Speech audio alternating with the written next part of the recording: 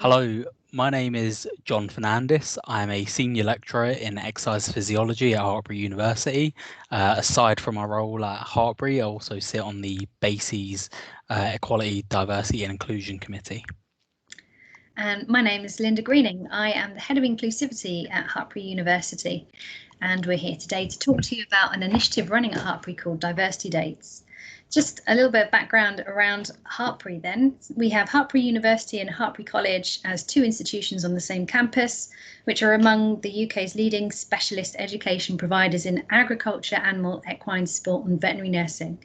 Our 360-hectare campus is located in rural Gloucestershire and is home to some 4,000 university and college students. Over half of these students study with the university. Hartpury is committed to valuing diversity and promoting equality. We value the contributions of all, irrespective of personal differences, and we actively encourage diversity and inclusion and a positive working and learning environment. That said, diversity within our university student population varies, and recent data suggests that over 90% of students are white, with the academic staff profile as a very similar picture. So we wanted to address this problem, and in September last year we launched Diversity Dates, and that is a series which sought to amplify the voices of underrepresented groups in sport and create role models.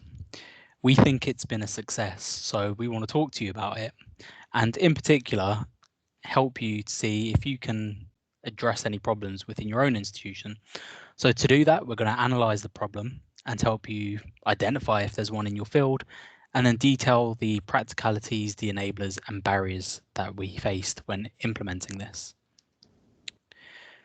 So during this presentation, you'll have an opportunity to get involved. You'll be able to do so with the live Q&A, but also if you want to ask any other questions, you can do so via scanning the QR code on screen, which will take you through to Padlet, and you can ask any questions there and we will respond.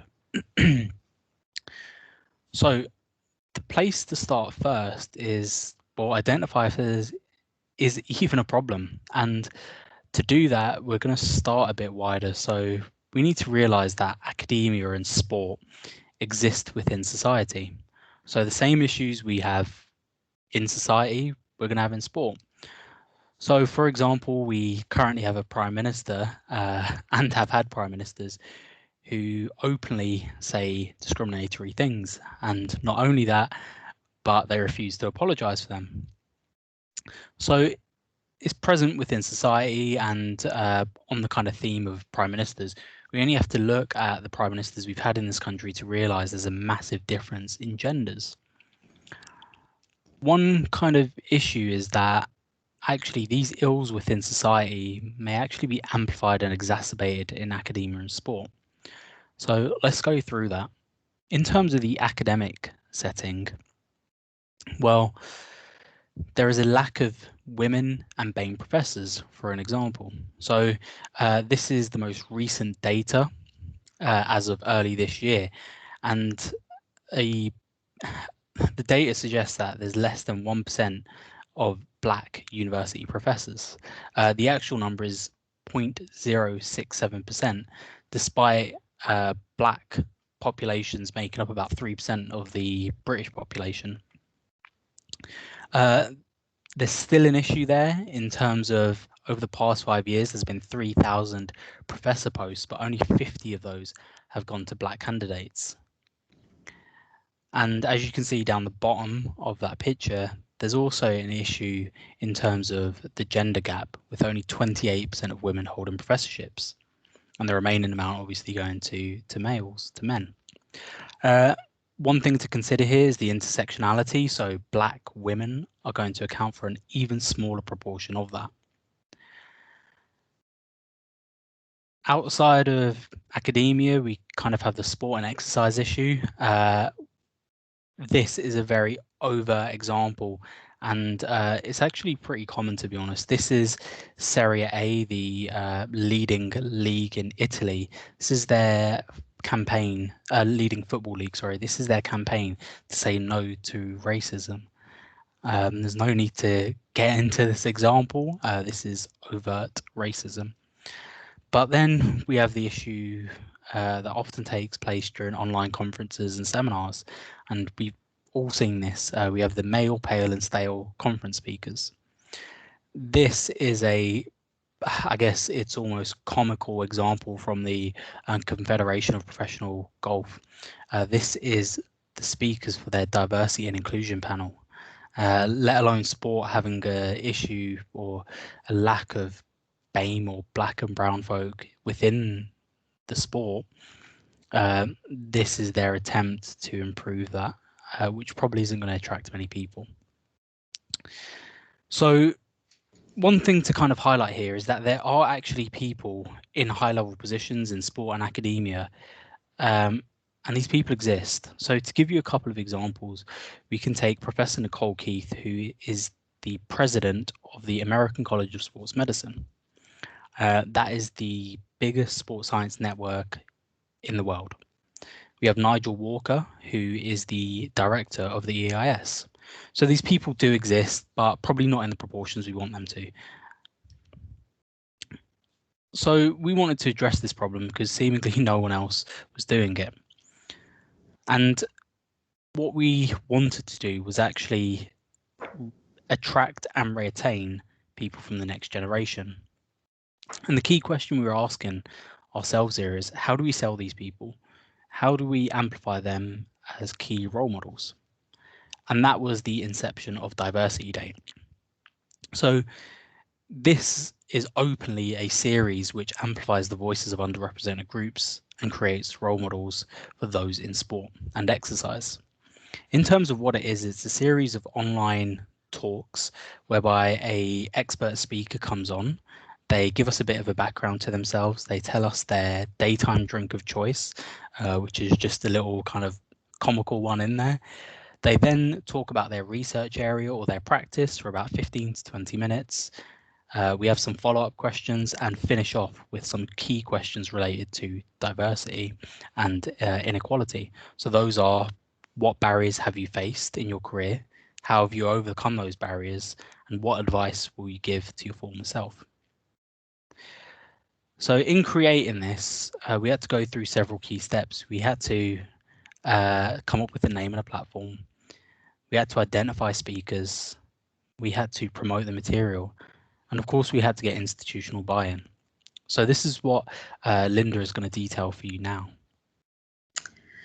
So when we started to look around at other examples of this type of activity, we found that the concept of Diversity Day was quite unique. So there are obviously traditional, I guess, approaches to promoting stereotypical role models within sport, as you can see here. And there are also examples of other more bespoke, I guess, podcasts that are available. But as I said, there was nothing along the lines of diversity dates. And initially, the vision involved a live event, which would be hosted over lunchtimes that people could drop into. But we recognised this might actually limit the audience. And then due to the COVID restrictions, we had to take the event online and do the interviews virtually. And we realised that actually by recording and distributing recorded interviews, we would increase potentially the reach and the audience. And for that, we had a name change. So we went from Diversity Lunch to Diversity Date. We looked at a host of platforms. I'm just going to see if I can click through here. There are a variety obviously available, and they've all got their own relative merits. And you may find that you have access to your own institutional platforms, but we were encouraged to set up a separate account using a Hartpury brand, and we chose Vimeo for the purpose of this. So we created our own Vimeo account, which was Hartpury Diversity Dates, that all the links for the videos and the interviews could be found upon. As I say, it might be that you find that your institution enables you to access their own platforms, but the individual account is endorsed by the institution, and we'll talk about promotion in just a minute. So once we had a name and we had the details, we were able to put together a project brief for approval and secure funding, which was important relative to paying the speakers. We did this via our executive team. And the next step really was thinking about who was going to speak. So thanks to John and his extensive network, we were able to reach out to a number of potential speakers. I say we, John was able to reach out to a number of speakers, and he'd already shortlisted some individuals who could deliver into the series and was therefore able to approach these once the project was approved. And this varies from early career researchers through to very, very established academics and professionals within their industry. You might look at some of the early career research networks that are available to you, or you might reach out to your existing links or to your colleagues for their existing links if you're thinking about inviting in speakers. The institutional administration can be a hang-up, I guess, in most places, but it's always worth thinking about the paperwork that's involved, notwithstanding the addition of the prevent agenda. So it's just important that you consider this administration before you get going. I'm sure you would. And it's important maybe to catch up with your HR department to understand the ins and outs of payment as well. So there are two administrative hurdles to think about as you are employing these people to speak. When you're organising your actual meeting, it's quite nice to be able to catch up with the speaker in advance of actually pressing record so that you can check that the quality of the audio is working for everybody involved to ensure the highest quality. And as I said before, we went for pre-recording as opposed to live. It encourages potentially a wider audience, and we decided to publish our videos on a bi-weekly schedule. So this enabled us to set up a schedule of promotion effectively to be able to tease people into knowing when the next video would be landing. So how did we promote this? Well, we definitely approached our marketing team. And we have very strong branding rules at Hartpury. So as you can see on the right hand side, these are our colours, these are our logos, and these are our strap lines, I guess. And we initially approached marketing, asking if we could amend the colours for our brand to have a specific brand for diversity dates. And I think potentially as maybe the weight and the importance of diversity dates increases over the coming years, it might be that we can persuade a marketing team to take a more diverse approach to branding. But we worked with marketing, and they created an institutional news article which went onto our Twitter feed and our news feed, which promoted the launch of the series. And we did an internal soft promotion as well, so staff briefings, and within the sport department, the academic staff were emailed with links regularly that they could potentially signpost students to watch or could include within their teaching materials themselves, and they were invited to promote these wider on social media as well. Sorry. We committed to regularly promoting the videos as much as possible on social media, and marketing supported this as much as they were able to. And we tried to make the links as easily accessible as possible, as in you didn't have to click through too many times. And one of the things that we thought might be useful in the future would be the keywords that we use to increase searchability and accessibility for those who maybe don't have access to the Hartpury newsfeed or don't have access to John and I's Twitter account and any of the other landing sites that the links were easily accessible from. It was really important in terms of promotion, the need to highlight the positive outcomes to colleagues. So it's not that you need to, but it's really important that colleagues recognise how empowering this type of activity is. And we'll talk a little bit more about that in the next slide, I think. But part of this was the need to create positive role models, not just for our staff, but also for our student base. We wanted to be able to offer staff resources that would enable them to diversify their reading lists where they needed to.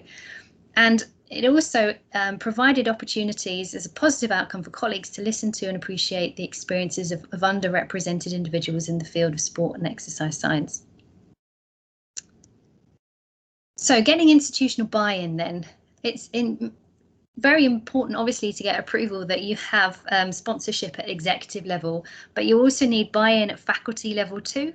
So important in recognising the relevance of the series is essential.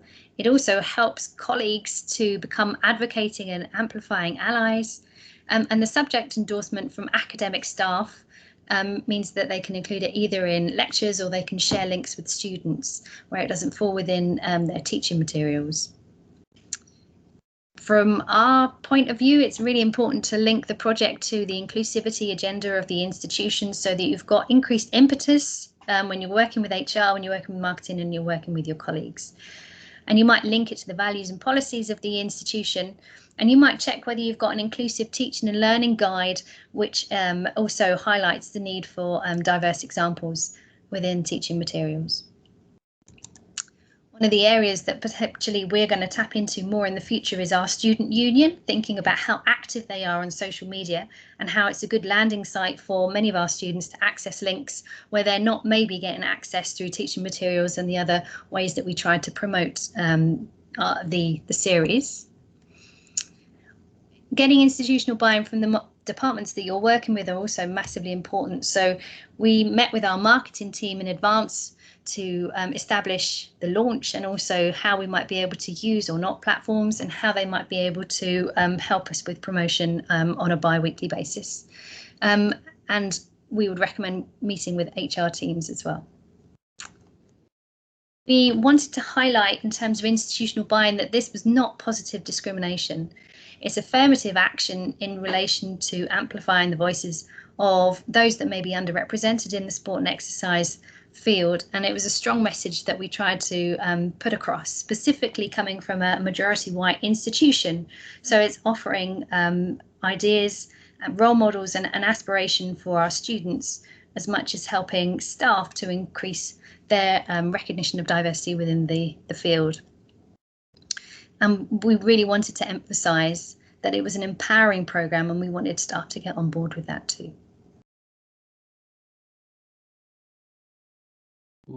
Wow.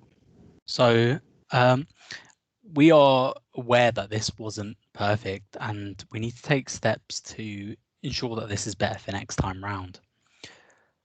So initially we were thinking about whether we wanted this to be a podcast.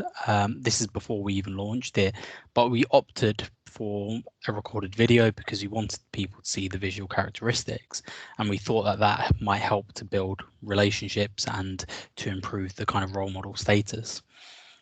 The issue with that is that the accessibility of that video is slightly lower. So perhaps a podcast could provide easier access, and people now commonly will listen to podcasts on their way to work, during their runs and their cycles, and they can passively listen as well. Whereas video requires a dedicated amount of time that might not be accessible for all. I'll put a question mark by there because one of the things we need to consider are those with visual and hearing impairments, some of which we have on diversity dates. And it's really a thing we kind of need to go about weighing up how we do this. And it's a tough decision to make, really. We need to think about campaigns and whether we can align this to our institutional positive role model campaigns and embed this within any of the student union campaigns, or whether it needs its own specific campaign to promote this. And I think that could be quite beneficial as well. I think the majority of where we make this better either falls on it being a podcast or the promotion of the material. And by that, we need to get in touch with key stakeholders and governing bodies. So these are just a few of those in sport, and there are plenty more. And we need to ensure that they buy in or get them to buy into diversity dates or perhaps their own agendas and promote these as well. These organizations have links to a large amount of people, certainly more than Linda or I do, and that's really going to enhance the promotion there. So that is us for diversity dates. If you want to watch it, you can either type in diversity date into Vimeo, or you can use the QR code, and the QR code for the Padlet is there if you'd like to ask any questions. There are some contact details for Linda and myself. Those are our Twitter handles, so if you want to get in touch, please do so. Thank you very much for your time today. We hope you found this helpful, and please do get in touch with any questions. Thank you.